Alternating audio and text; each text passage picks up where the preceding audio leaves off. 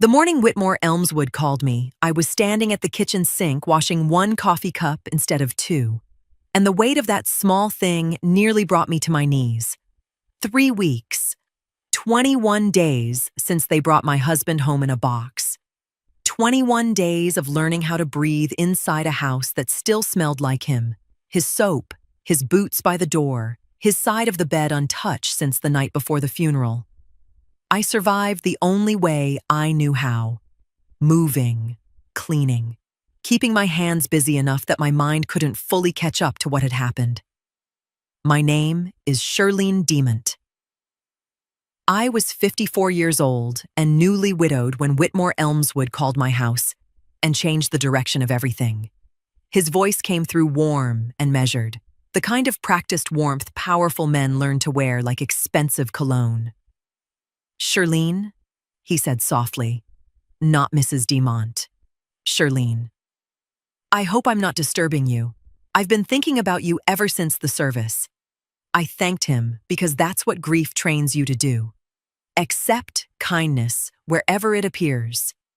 He said he'd been reviewing Levon's personnel records, routine matters, administrative cleanup after the accident. Then he told me he'd come across something he believed I needed to see in person. The way he said it made it sound important enough to fear and gentle enough to trust at the same time. "Come by the office tomorrow morning if you can," he said. Then he paused. "And Shirlene, come alone. Don't bring Othel. That boy has always had a temper, and I don't want emotions turning this into something unnecessary." I wish I could tell you I recognized the warning hiding underneath those words. But grief makes ordinary things harder to hear clearly. Whitmore Elmswood had attended Levon's repast, held my hand in both of his, told me my husband was one of the finest men he'd ever employed. So I said yes. Before I go further, I'd genuinely love to know where you're watching from. Drop your city or country in the comments. It means more than you think. After the call ended, I stood at the sink staring at nothing for 4 full minutes. I counted them on the kitchen clock without realizing I was counting. Then I walked down the hallway and knocked on Othel's bedroom door. He was sitting at his desk. He turned when I entered and looked at my face carefully without speaking first. That was always his way. Quiet before reaction. I told him about the call, the personnel file, the office meeting, the part about Whitmore wanting me there alone. Then I repeated the comment about him being hot-headed. Something shifted in Othel's expression at that. Not anger, exactly. Recognition. He leaned back slightly in his chair. "You're still going?" he asked. "Yes." He nodded once. Then he said quietly, "All right. Just pay attention while you're there." I frowned slightly. "To what?" "To him," Othel said. "Watch what he touches. Watch what he chooses to show you." The words sat strangely with me, though I couldn't explain why. I asked him what he meant. But he only shook his head once and looked back down at the desk like he was thinking through something he hadn't fully said aloud yet. I carried that feeling with me anyway. An hour later, I was backing out of the driveway headed toward downtown Birmingham, toward Whitmore Elmswood's office, toward something waiting inside Levon's file that apparently couldn't be discussed with my son in the room. At the time, I still believed I was driving toward answers. I had no idea I was driving into a lie already in progress. His office smelled like leather and money, and something underneath both of those things that I couldn't name until I was already sitting down. Whitmore Elmswood stood when his assistant showed me in. He came around the desk to shake my hand with both of his, the same practiced warmth he used at the repast, then gestured toward the chair across from him. The desk between us was spotless. One folder on the left, one folder on the right. Nothing else. He sat slowly and folded his hands together. "I'm glad you came," he said quietly. "There were some things I felt you deserved to know before certain proceedings begin. Not compensation proceedings. Certain proceedings. Careful language. Legal language. At the time, I only noticed that it made my stomach tighten.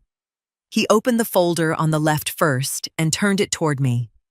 The photograph inside made my breath catch before I could stop it. Livon sat in a restaurant booth I didn't recognize, across from a woman I had never seen before. Papers lay scattered between them on the table. Her face was partly turned away from the camera.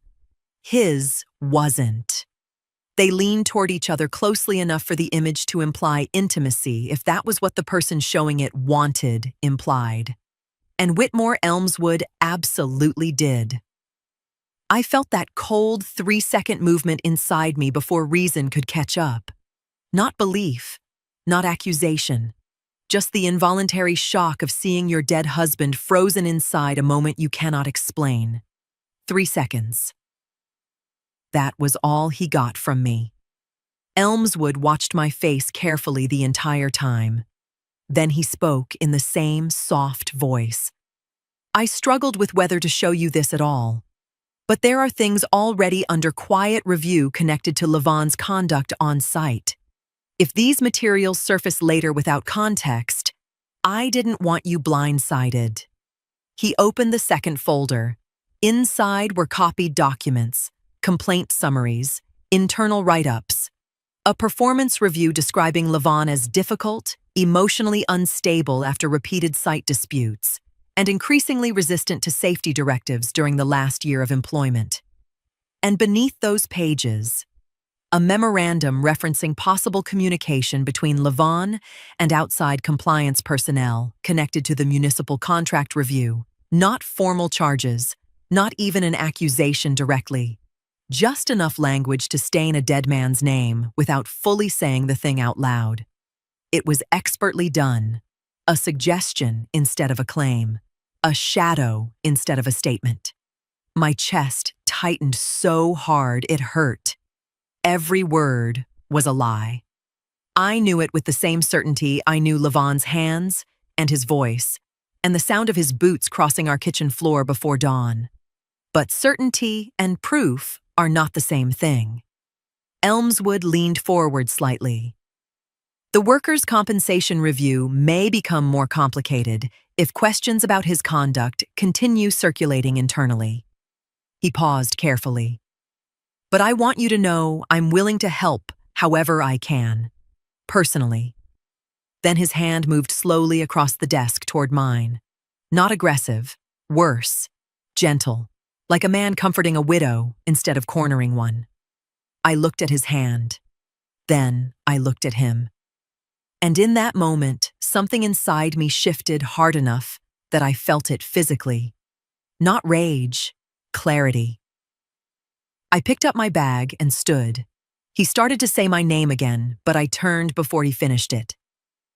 I walked past his assistant, through the polished lobby, out into the Birmingham morning where the air felt colder than it had an hour earlier.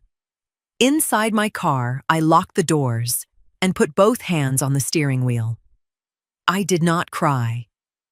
I had left the photograph sitting on his desk untouched, hadn't picked it up, hadn't asked for it, hadn't given him the satisfaction of watching me carry it out. 3 seconds. That was all Whitmore Elmswood got from me. And somewhere underneath the grief and shock and humiliation beginning to harden into something sharper, something inside me had already started moving. Othel was in the living room when I got home, sitting in the chair by the window the way his father used to sit, back straight, hands loose in his lap, waiting without looking like he was waiting. He looked at my face and didn't ask if I was all right. He already knew I wasn't. I sat on the couch across from him and told him everything. Not in order at first, the way shock comes out, in pieces that don't fit together neatly. I told him about the photograph first because that was the thing still sitting heaviest in my chest. Livon at a restaurant booth. A woman I didn't recognize. The lean of his body toward hers. The way Elmswood watched my face while I looked at it. Othel didn't move, didn't interrupt. He just listened with that same stillness he'd had since he was a boy, taking things in quietly and holding them there. Then I told him about the folders, the disciplinary records, the performance review. 17 years of Levon's work reduced to a problem on paper. I told him about the compensation claim and the way Elmswood talked about it, gentle enough to sound helpful while saying something ugly underneath. And then I told him about the hand across the desk. Something tightened briefly in Othel's jaw. He was quiet for a moment before he spoke. Did he explain the picture at all? I said no. He just laid it there and watched me look at it. Othel nodded once. Then he asked, "Did he let you take anything with you?" I thought about it. No. The folders stayed on his side of the desk the whole time. Again, that small nod. Then he asked, quieter this time, "Who else was there?" I told him about the assistant, a woman. I didn't know her name. She walked me in and out. Othel leaned back after that and looked down at his hands for a few seconds. Not angry, exactly. Thinking. He got up and made me tea without asking if I wanted any. Set the cup in front of me. Sat back down. We didn't talk much after that. I told him I needed to lie down, and he said, "Go ahead." He'd lock up. I don't know what time I fell asleep, but sometime during the night I woke and noticed the kitchen light still on beneath the crack of my bedroom door. What I didn't know then, what I couldn't have known, was that Othel was still sitting alone at the kitchen table while the rest of the house stayed dark and quiet around him. Levon's company ID badge was sitting near the fruit bowl, the one they returned with his personal belongings after the collapse. I had moved it around the kitchen 3 different times without knowing why I couldn't put it away. Othel picked it up absent-mindedly. His father's face stared back at him from behind the plastic laminate. Same eyes, same jaw, same calm expression Levon carried even on hard days. The kitchen clock glowed 2:14 in the morning. Othel sat there holding the badge longer than he meant to. Then he lowered his eyes to the company logo printed beneath Levon's picture. And for the first time since the funeral, something about his expression changed. Very slightly. Not grief, exactly. Recognition. He did not put the badge down. She arrived with grocery store flowers and a smile that fit her face the way a costume fits. Convincing from a distance, but strained at the edges up close. I opened the door and Darlette Fentress introduced herself as Whitmore Elmswood's executive assistant. Flowers in one hand, a sealed envelope in the other. She said the office had taken up a collection. Said nobody wanted me worrying about groceries right now. Said Mr. Elmswood sends his regards, and wished he could have come personally. I took the flowers. I took the envelope, and I let her in. I was raised a certain way. You don't stand in your doorway treating kindness like a threat. Not even when grief has made you suspicious of everything. So I led her into the living room and offered coffee or tea. She chose tea. She sat across from me with her hands folded neatly in her lap and her voice lowered into that careful softness people use around widows and hospital rooms. She asked how the insurance paperwork was moving along. Asked whether the funeral home had finalized the billing yet. Asked if I had family staying nearby. A cousin, a sister, anybody helping me around the house. Every question sounded gentle. Every question was about paperwork, signatures, money. Who was in the house and what arrangements had already been made. I answered the way I was taught to answer polite people. Carefully, completely, without once realizing I was being measured. Then she asked to use the bathroom. I told her upstairs, first door on the left. The kettle had started rattling lightly by then, and while I was in the kitchen, my phone rang. Sister Ardell from church asking whether I still wanted the casserole trays picked up Friday morning. I balanced the phone between my shoulder and ear while turning the burner down and wiping water that had spilled across the stove. By the time I hung up, the kettle was hissing hard enough to fog the kitchen window. I poured the water and set out 2 cups. And only then did I realize how long Darlette had been upstairs. Not alarm long, just noticeable. The kind of noticing you do in a quiet house after loss has sharpened your awareness of every sound inside it. I told myself she was fixing her makeup, freshening up, taking a private moment. What I didn't know then, what I had no reason to know, was that she had walked past the bathroom entirely, down the short hallway, into my bedroom. The closet door stood partly open the way I'd left it earlier that morning. She knew exactly what she was looking for. Whitmore had described it to her carefully. Dark canvas, broken zipper pull. She checked the closet shelf. Behind the hanging coats, near the floorboard by the wall, nothing. She flushed the toilet afterward, ran the sink, then came downstairs wearing the exact same careful smile she'd arrived with. She accepted the tea I handed her and stayed another 12 minutes making small conversation before saying she needed to get back to the office.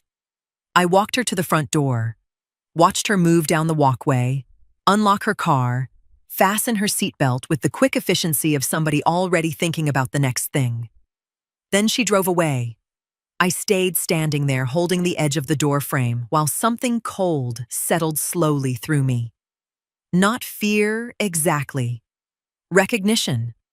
She had asked about the insurance, the funeral costs, the paperwork, who was staying in the house, but not once, not one single time, had she asked how I was doing, not whether I was sleeping, not whether I was eating, not how a woman survives 3 weeks without the man she built her whole life beside.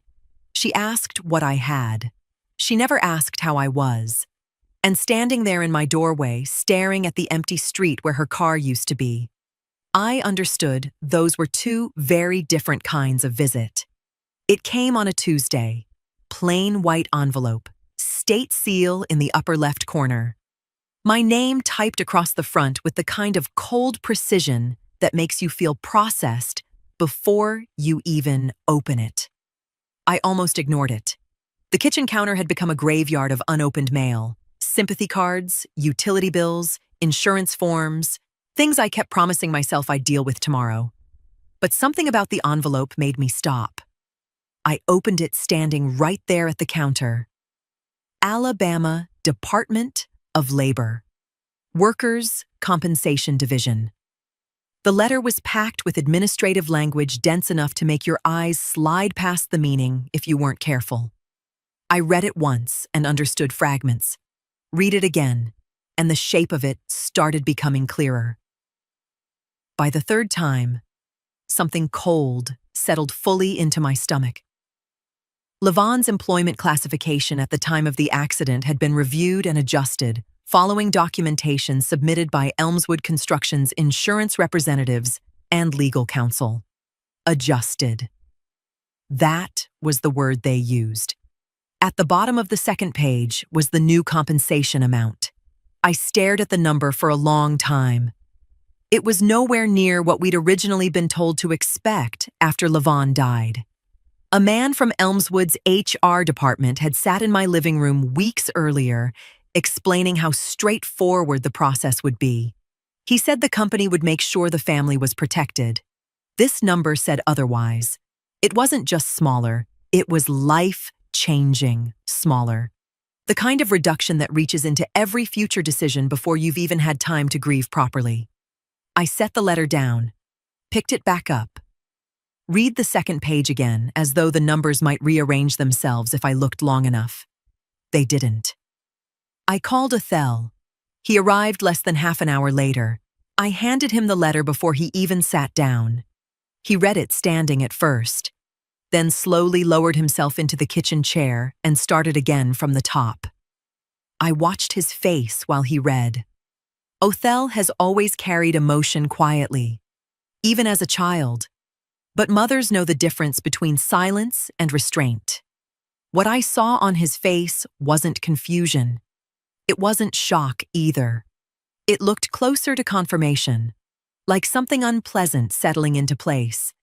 He finished reading and laid the papers flat on the table between us. Then he adjusted the corners neatly with 2 fingers, almost absent-mindedly. A small habit Levon used to have whenever he was thinking too hard. When Othel finally looked up, his voice came out calm and level. This wasn't random. That was all he said. Not dramatic, not angry, just certain. I had spent the entire drive home after opening that letter preparing myself for his temper, preparing for shouting, accusations, something explosive. Instead, I got stillness. And somehow, that frightened me more, because anger burns fast. But this felt different. This felt like my son quietly stepping across some internal line he wouldn't easily step back from. Othel left before I woke up on Saturday morning. He didn't say where he was going. He left a cup beside the coffee maker, empty and waiting. The same way Levon used to when he left early and didn't want to. Wake me. I stood there in my robe staring at that cup longer than I should have before finally filling it. I didn't know until later where my son had gone. He drove to the construction site in plain clothes. No notebook, no company logo. Nothing that marked him as anything except a man standing near the place where his father died. The municipal project was still active. Construction doesn't stop for grief. Cranes still moved overhead. Engines still roared. Men still shouted measurements through dust and concrete noise while new steel rose over the exact ground where Levon lost his life. Othel stayed near the outer fence at first. Quiet. Watching. Eventually, one of the workers noticed him lingering nearby and walked over carefully. Othel introduced himself simply. Levon Demont's son. The man's expression changed immediately. Softened in that automatic way people soften around fresh loss. He said Levon was respected. Said everybody on site knew him. Said the collapse shook people harder than management admitted. Another worker drifted over during the conversation. Older, weathered face, hard hat tucked beneath one arm. This man spoke more cautiously. His eyes moved around the site while he talked, checking who might be nearby before answering anything directly. He mentioned the scaffolding inspection quietly, said the structure had passed review the week before the collapse, said everything looked clean on paper. Othel asked who handled inspections back then. The older worker hesitated, not dramatically, just enough to make clear he was deciding how much he wanted to say. Finally, he shrugged once. Supervisor handled most of it. Othel asked if he was still around. The man looked away toward the far side of the site before answering. He got transferred or put on leave or something after the accident. Nobody really explained it. The younger worker shifted uncomfortably beside him. The older man lowered his voice slightly. People talked about it for a little while. Then folks stopped asking questions. After that, nobody said much. Othel nodded once like he understood exactly what silence on a job site could mean. He thanked both men, shook their hands, walked back toward his car carrying something heavier than answers. He drove home. But when he pulled into the driveway, he didn't go inside right away. He sat in the parked car with the engine off while the neighborhood stayed quiet around him. Through the living room window, he could see the lamp I'd forgotten to turn off the night before. Warm, yellow light spilling across the curtains. Ordinary light. The kind that belongs to houses where nothing terrible has happened. He stayed there several minutes. Then he picked up his phone and made a call. I still don't know who he called, only that when he spoke later about that morning, he said his voice stayed calm the entire conversation. Not cold, not angry, certain. The same certainty I'd heard 2 days earlier when he sat at my kitchen table staring at the compensation letter and quietly said, "This didn't happen by accident." Somewhere beneath all the noise and steel and paperwork tied to that construction site, something had already gone wrong long before the scaffolding failed. And now, something inside my son had started changing too. I had been avoiding that closet for 4 weeks. Not consciously at first. The first week I told myself I simply hadn't needed anything in there. The second week I knew I was lying to myself. But grief allows you certain lies, so I let it stand. By the third week, I understood exactly what I was doing. The smell of him was still alive in that closet. His winter coats, his good suits in their dry cleaning bags, the cedar blocks he replaced every season without being asked. I couldn't open that door without him coming out of it in some form. So I didn't. What finally made me go in was a phone call from Sister Ardell at the church. She was organizing a clothing drive and had I thought about whether Levon had anything to contribute. I told her yes. I told her I'd have something ready by the end of the week. I owed her that much. I owed him that much. Not to let his good shoes sit in the dark forever. I opened the closet on a Sunday afternoon with the bedroom window letting in flat gray light. I moved through it methodically. Shoes on the floor along the left wall. I found his good pair near the back. The dark brown ones he wore to church, and graduations and the one work dinner Elmswood hosted 3 years ago that Levon came home from quieter than usual. I was reaching for them when my hand found the bag. Dark canvas. Pushed back behind the winter coats, flat against the baseboard. I had put it there myself. I remembered it then, the night they brought his things from the site. A man from HR handing me a box and a bag at the front door with his eyes pointed somewhere over my shoulder. I had taken both. I had put the box on the kitchen table and carried the bag upstairs and pushed it behind the coats because I couldn't look at it and I didn't know what else to do with it. 4 weeks. It had been sitting there 4 weeks. I pulled it out and sat on the edge of the bed with it in my lap and stayed there a long time before I opened it. His work gloves were on top. His site badge, a different one from the laminated one on the kitchen counter. A newer one with a barcode strip. A folded rain poncho. A travel pack of aspirin with 2 tablets left. And underneath all of it, a notebook. Small, spiral-bound. The cover bent at one corner the way a notebook gets when it lives in a bag for months. I opened it. Levon's handwriting filled the pages. Columns of numbers, dates, sets of initials I didn't recognize. Entries going back 14 months. I checked the first date and then the last, and counted the distance between them.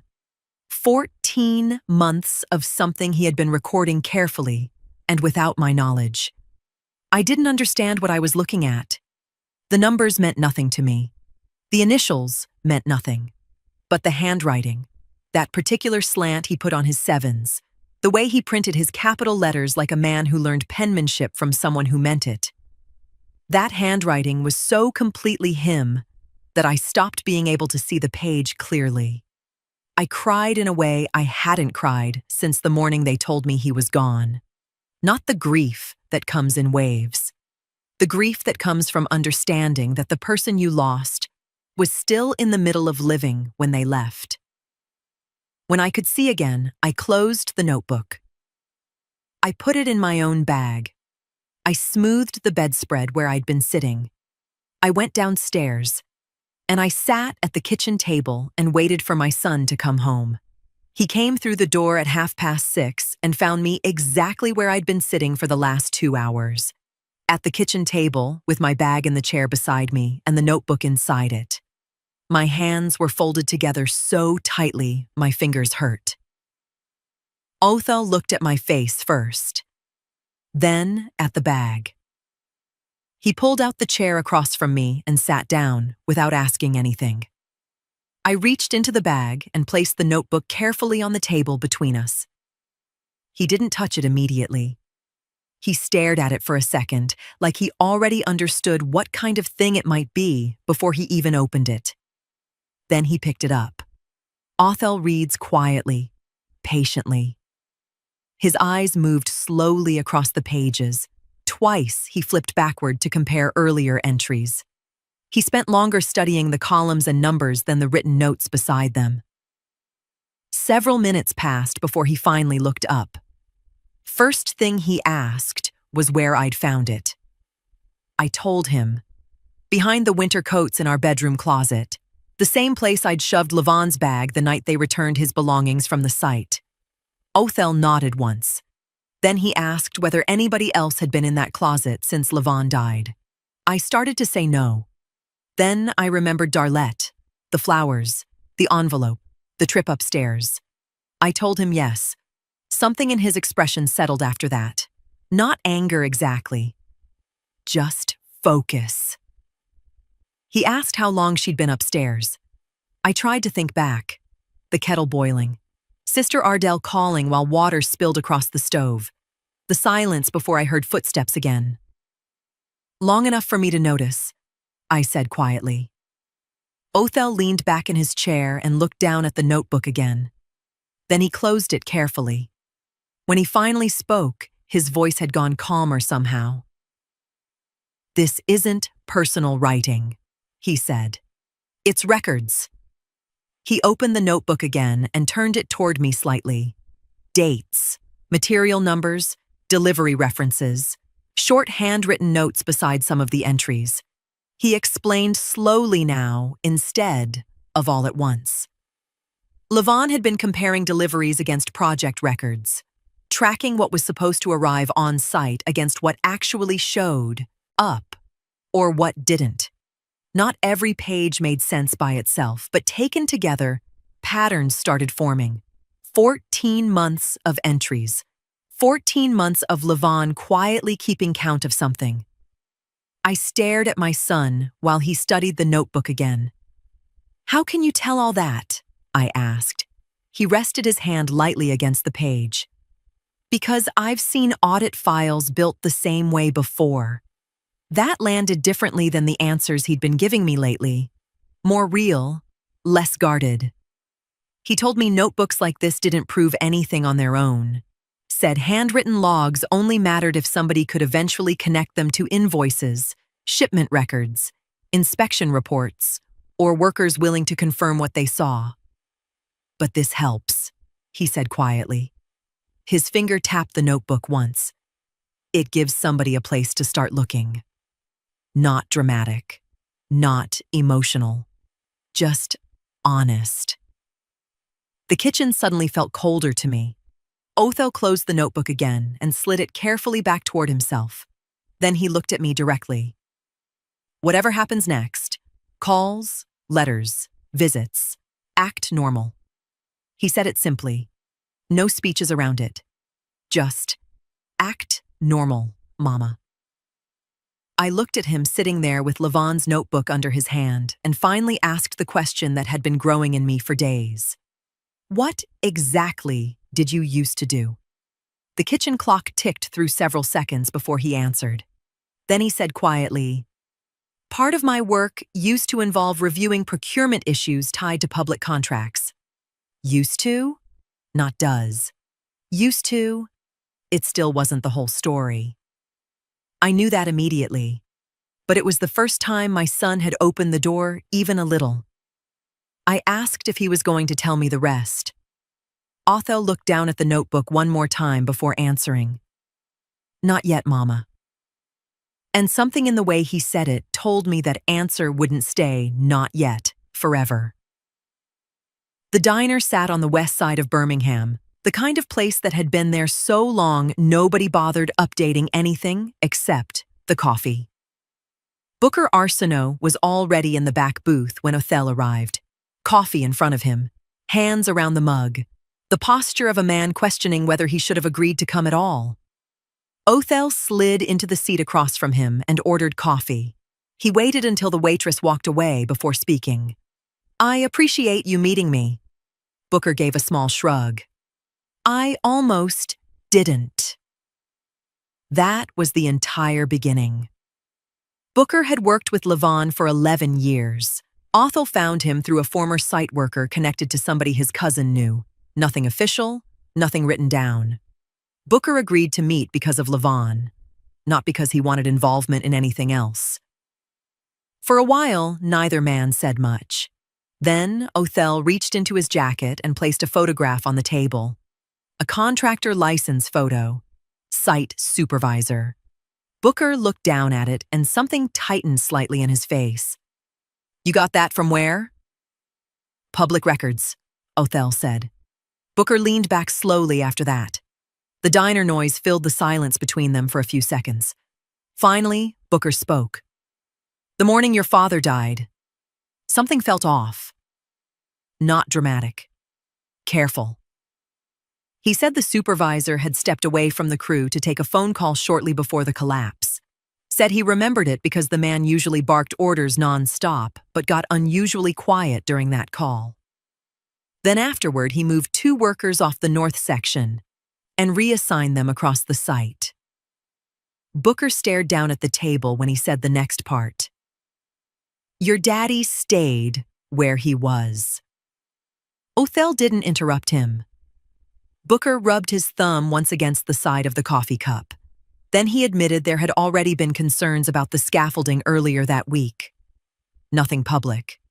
Just workers talking among themselves after an inspection crew came through.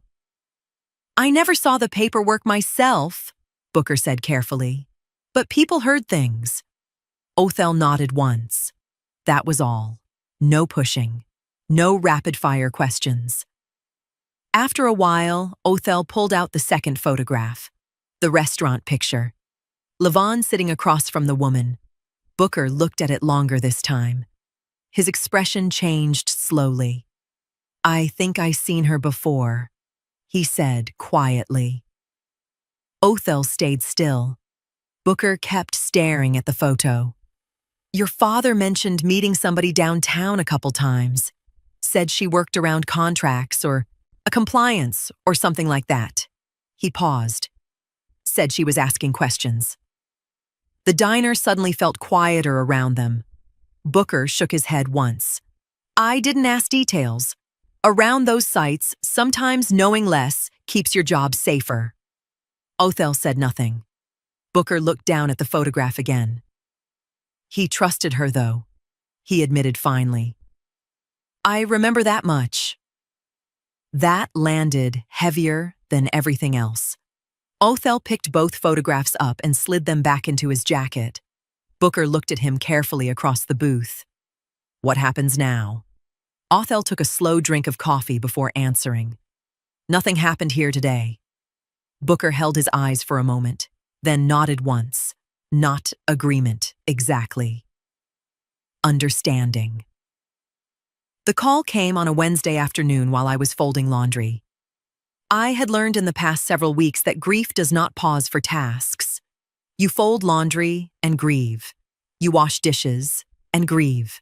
You stand in the cereal aisle at the grocery store for 4 minutes because Levon had a brand he preferred, and your hand keeps reaching for it. And you grieve. Life continues in its small and relentless ways, and you move through it, carrying everything you carry. So I was folding laundry when my phone lit up with a number I recognized. I set down the shirt in my hands. I looked at the screen for 2 full rings. Then I answered with the voice I had been practicing without knowing I was practicing it. Steady, warm, giving nothing. Shirlene. The same way he always said it, like a man who had known me for years and wanted me to feel that. "I hope I'm not catching you at a bad time." I told him not at all.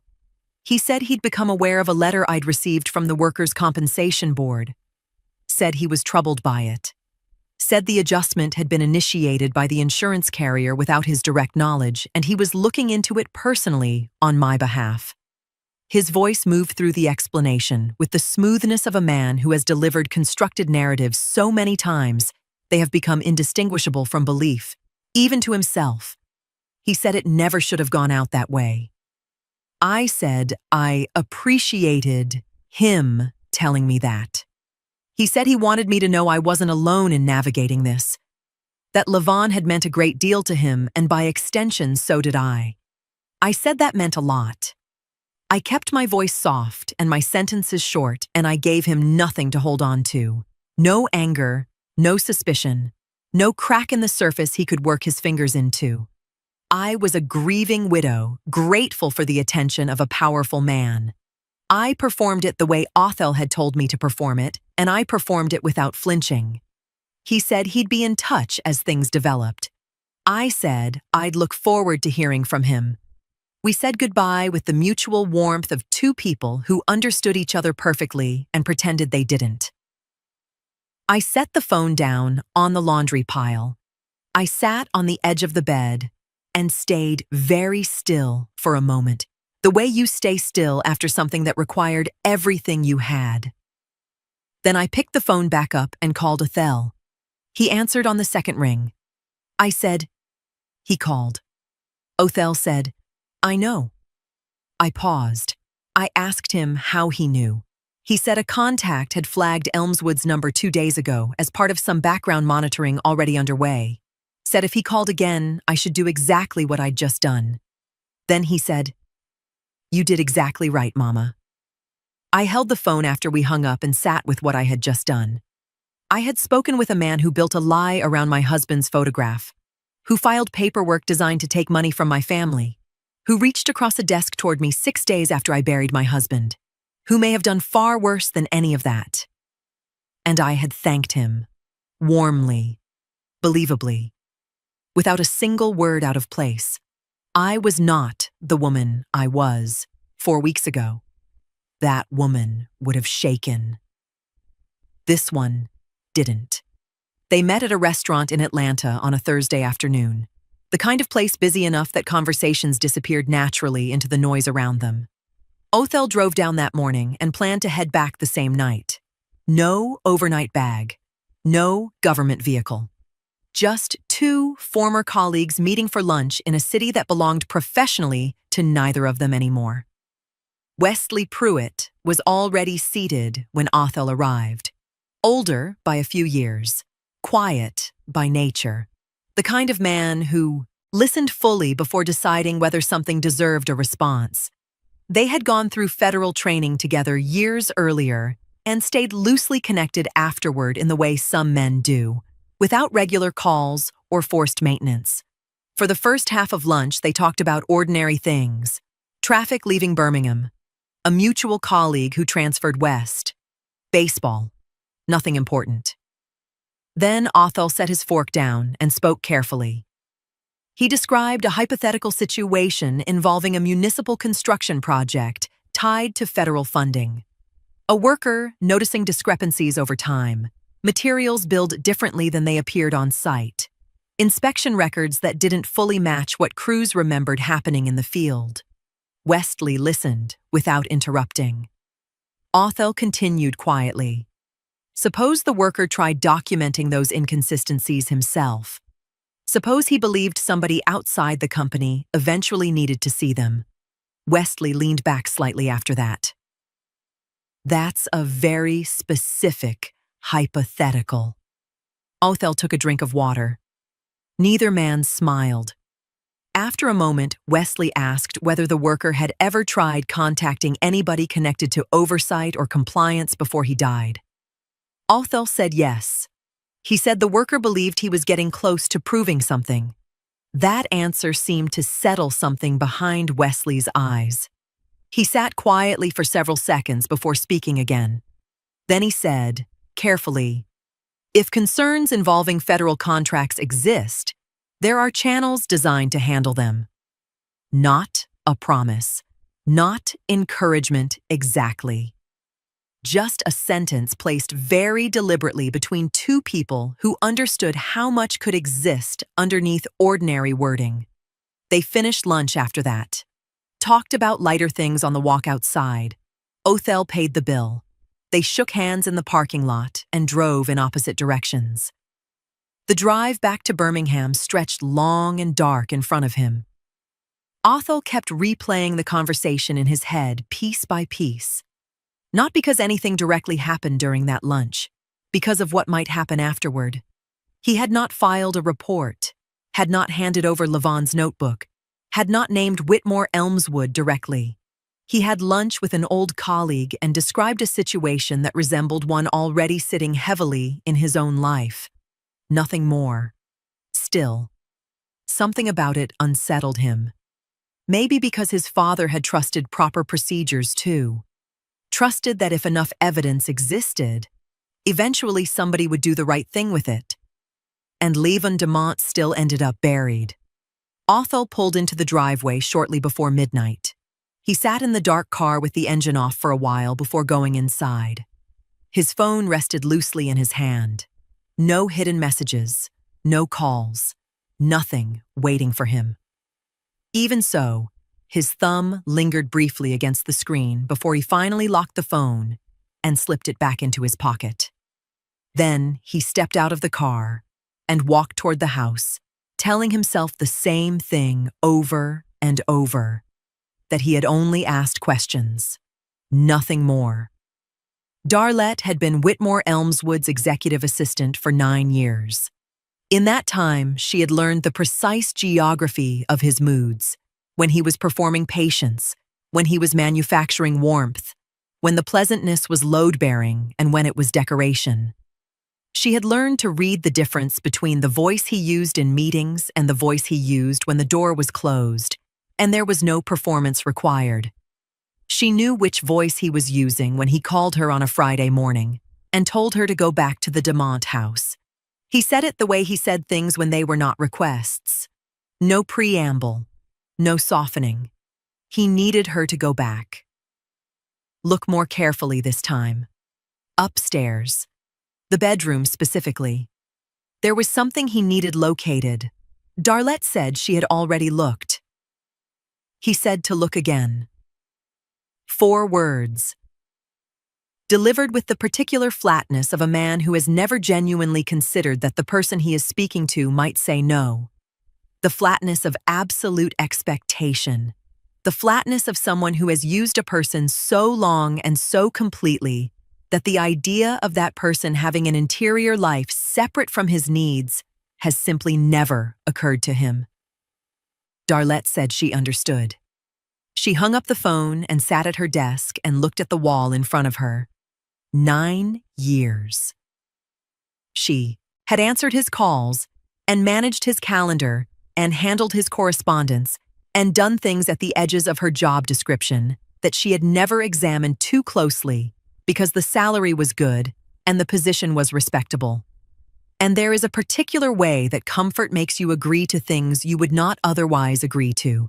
Slowly, incrementally, each step small enough to feel survivable. She knew what the notebook was. She had heard enough in the past several weeks. Fragments, instructions, the particular urgency beneath Elmswood's controlled exterior, to understand the shape of what she had been moving around without directly touching. A worker was dead. A case was closed. And the man she worked for needed something from that dead man's house badly enough to send her there twice. She was being asked to walk into a grieving woman's home, again, under borrowed warmth and false pretense, to recover evidence of something she had begun to understand was not an accident. She did not go to the Demont house. She picked up her phone and called Shirlene instead. The call was short. She said she'd been thinking about her, asked how she was holding up, said if there was anything she needed, she shouldn't hesitate. Shirlene thanked her and said she was managing and asked how Darlette was doing. And Darlette said fine, just fine, keeping busy. There was a pause near the end of the call where Darlette almost said something else. She could feel it sitting at the back of her throat. The shape of a sentence that would have changed everything. She swallowed it, said to take care of herself, hung up. She sat with the phone in her hand for a long time after. That evening, I told Othell about the call, described the strange quality of it, the brevity, the pause, the sense of something unsaid hovering over every exchange. Othell listened. He said, "She's scared." Something shifted on his end, and she felt it. I asked if Darlette was in trouble. He looked at me steadily. He said, "That depends entirely on what she decides to do next." Nearly 3 months after Lavon's death, Whitmore Elmswood received the first letter that truly unsettled him. At first glance, it looked like every other piece of administrative correspondence that passed through his office daily. Plain envelope, federal return address, company name typed neatly across the front. But the letterhead inside came from the Office of Federal Contract Compliance. Whitmore read the letter twice before calling his attorney.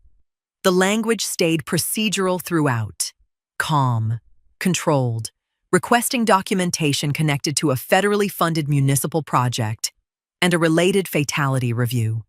Nothing openly accusatory. That almost made it worse. The letter requested contract records, inspection files, vendor information, and internal documentation connected to the project over the previous several years. Response requested within 30 days. Whitmore's attorney advised him not to panic. Federal reviews following workplace fatalities weren't unusual on publicly funded projects, especially once labor classifications and procurement questions entered the picture. The attorney told him not to contact employees directly and not to do anything that could later appear reactive. Whitmore agreed. Then he hung up and immediately called the site supervisor anyway.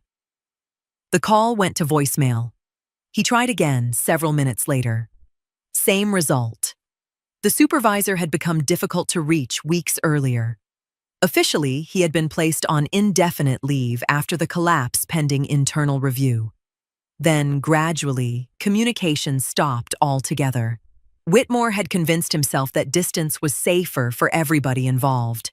Now, for the first time, that distance no longer felt controlled. He sat at his desk, staring at the federal letter while something unfamiliar crept slowly beneath his confidence. Not panic. Movement. The uneasy feeling of realizing something buried may not have stayed buried after all. He didn't know what had triggered the inquiry, didn't know who had spoken, didn't know which thread investigators had started pulling, only that somebody somewhere had started looking closely. And once federal attention settles in the right place, it rarely disappears quickly. I knew none of this then. That same Thursday morning, I was standing at Lavon's grave. The cemetery stayed quiet, the way cemeteries do on weekday mornings. Not peaceful, exactly. Just still. I hadn't brought flowers. Lavon never liked funeral flowers much. Said flowers were for living rooms and porches, not grave sites. So I came empty-handed. I stood there with my hands at my sides and talked to him the way people do when grief finally stops caring whether conversations make sense. I told him I found the notebook. I told him I understood now why he'd seemed distracted during that last year. The late nights, the silences, the way his mind sometimes looked occupied even while he sat beside me at dinner. I told him I finally understood he hadn't been carrying ordinary work stress. He had been carrying fear, and I told him I was sorry for the 3 seconds inside Whitmore Elmswood's office when doubt touched me at all. The sky above Birmingham hung pale and undecided that morning. I stayed there until the words inside me finally ran out. Then I went home and waited for whatever was beginning to move beneath all of us. Darlette kept the document far away from anything connected to Elmswood construction. Not in her apartment, not in her office. Years earlier, after watching one executive quietly blame another employee during an internal audit scare, she opened a small safety deposit box at a local credit union and started keeping copies of certain paperwork there. Not many, just the documents that left a feeling behind after she handled them. The page involving Whitmore Elmswood had been one of those documents. At the time, it looked routine. A contract modification tied to a municipal project from 3 years earlier. Small amendment. Additional subcontractor approval. The kind of paperwork that moved through an office quietly because nobody expected anybody to study it too closely. Whitmore signed it. Darlette witnessed it, and before filing it away, she copied it. Months later, curiosity made her search the subcontractor's name online. The company barely existed. Registration records led through layered filings and forwarding addresses that became harder to follow the deeper she looked. Enough to bother her, not enough yet to fully alarm her. Now, sitting alone with everything happening around Lavon's death, the meaning of that old instinct finally settled into place. Whitmore protected himself first. Always. And if things ever collapsed around him, anybody beneath him would be left there to absorb the damage. On a Tuesday morning, Darlette retrieved the document from the safety deposit box and drove to a coffee shop 2 neighborhoods away from her apartment. Somewhere unfamiliar enough that she wouldn't run into anybody connected to work. She sat in the corner booth, staring at the page for a long time. 9 years working for Whitmore Elmswood. 9 years scheduling meetings, protecting calendars, smoothing over problems, and quietly learning how power behaved when nobody important was watching. And somewhere inside those years sat Lavon Demont, a man who always said good morning, a man who waited for your answer. Darlette searched online for the Federal Compliance Reporting Office tied to public contracts. She read the number twice before dialing. When someone finally answered, Darlette did not give her own name first. She gave the contract number, then the subcontractor name. Then she explained she possessed a copied document tied to a municipal project currently under review. The woman on the line became noticeably quieter after that. She asked whether Darlette could be contacted later. Darlette said yes. The return call came the following afternoon. The conversation stayed calm and brief. Questions about the document. Instructions to preserve it. Instructions not to discuss the call with anybody connected to Elmswood construction. Afterward, Darlette sat in her parked car outside the coffee shop for a long time looking through the windshield. She didn't feel heroic. Just tired. Tired in the particular way people get when they've spent years carrying around compromises, small enough to excuse one at a time, until eventually those compromises become heavier than honesty itself. She never called me afterward, never called anyone. What she did because she finally understood something clearly. If Whitmore Elmswood ever started falling, he would sacrifice everybody around him before he let himself hit the ground alone. That evening, I was standing in my kitchen cooking for the first time since Lavon died.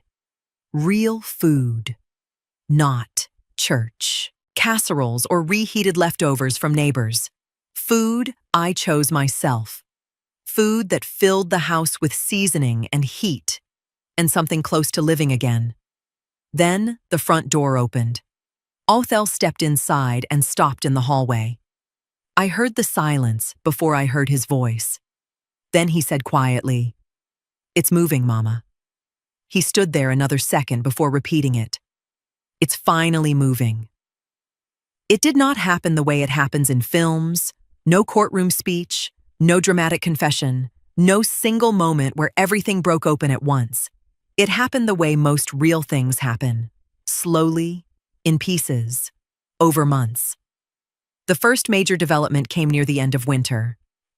Othel called me on a Monday morning and said federal charges had officially been filed against Whitmore Elmswood and 2 company executives connected to the municipal project.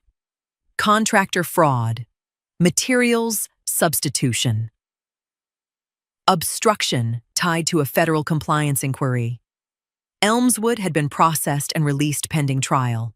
His company accounts were under review. Several project records had already been seized. I sat at the kitchen table, listening while my coffee went cold beside me. I said very little. About 6 weeks later, investigators located the site supervisor in another state. By then, the story had already started spreading quietly through contractor circles and local news reports. The supervisor eventually agreed to cooperate after negotiations with federal prosecutors. Not out of guilt, I suspected. Out of fear. The scaffolding collapse was formally reopened after that. Spring came slowly that year. One afternoon in April, I received a letter from the Alabama Department of Labor. The workers' compensation reclassification had been reversed following the investigation findings. The original amount was restored along with accumulated interest during the dispute period. The language in the letter stayed dry and administrative all the way through. But when I reached the final number at the bottom of the page, I sat there crying anyway. Not because it felt like winning, because it felt like correction. Like somebody finally admitting the truth had existed the entire time, whether people honored it or not. The last thing to come mattered more to me than any indictment ever could.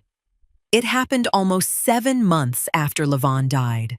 Othel called on a Thursday evening while I was folding towels in the laundry room. He told me the Department of Labor had formally corrected Levon's employment file during the review process. Every false disciplinary entry removed. Every fabricated complaint withdrawn. And attached to the corrected record was something investigators uncovered during document recovery. A safety complaint Levon had filed months before the collapse regarding inspection irregularities tied to the project. Submitted properly, documented correctly, buried internally before it could move forward. I stood there holding one towel against my chest while Othel talked. My husband had done exactly what he was supposed to do. He trusted the system.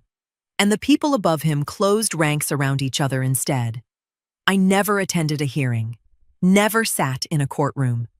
By the time everything reached its final stages, I realized I no longer needed to watch Whitmore Elmswood fall apart to know what he was.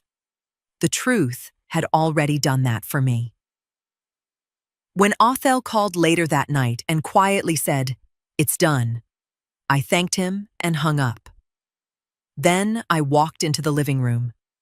I sat in Levon's chair beside the window, the one with the worn place along the arm where his hand always rested after work. I reached into my bag and took out the notebook. I held it against my chest and sat there in the quiet of a house that had survived something heavy without letting it hollow us out completely. Othel came home about an hour later. He sat across from me without speaking, the same way his father used to sit, present without forcing anything. We stayed there quietly for a long time. Then I finally said, "He saw it. He saw all of it." Othel looked at me steadily.